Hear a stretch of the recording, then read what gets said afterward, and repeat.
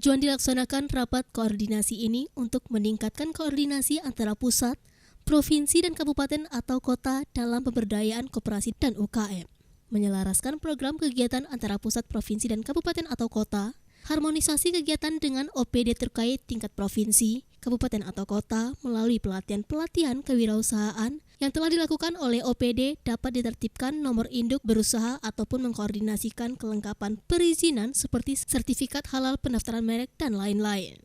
Agar mewujudkan koperasi yang beranggotakan UMKM-UMKM dan memiliki peran dalam kehidupan ekonomi masyarakat, maka koperasi harus mampu berperan sebagai penyeimbang di dalam kegiatan ekonomi serta meningkatkan kualitas kehidupan berkoperasi. Sebagai penyeimbang kekuatan ekonomi, diharapkan koperasi mampu berperan dalam mendorong munculnya ekonomi biaya rendah. Biaya rendah dengan cara memacu efisiensi yang bersifat teknis, alokatif, dan sosial. Untuk mendorong koperasi dan UMKM di Sumbar agar mampu beradaptasi dengan perkembangan teknologi digital, Pemprov Sumbar telah mengupayakan agar UMKM dapat memasuki pasar online melalui marketplace. Tadi kan sudah saya sampaikan juga ya, satu kegiatan-kegiatan kami yang sampai di daerah ini untuk peningkatan kapasitas pelaku usaha mikro kecil. Ya. Itu melalui DAK, ya. Kemudian juga ada dana dekon.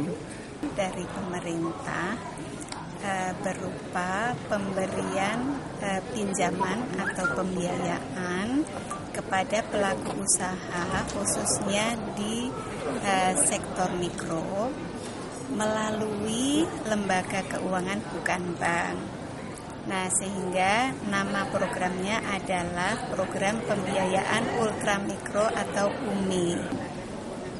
Dalam rangka optimalisasi upaya-upaya kita dalam rangka perkuatan, koordinasi, dan penguatan jejaring itu terkait dengan program-program pusat, provinsi, dan kota itu harus selaras.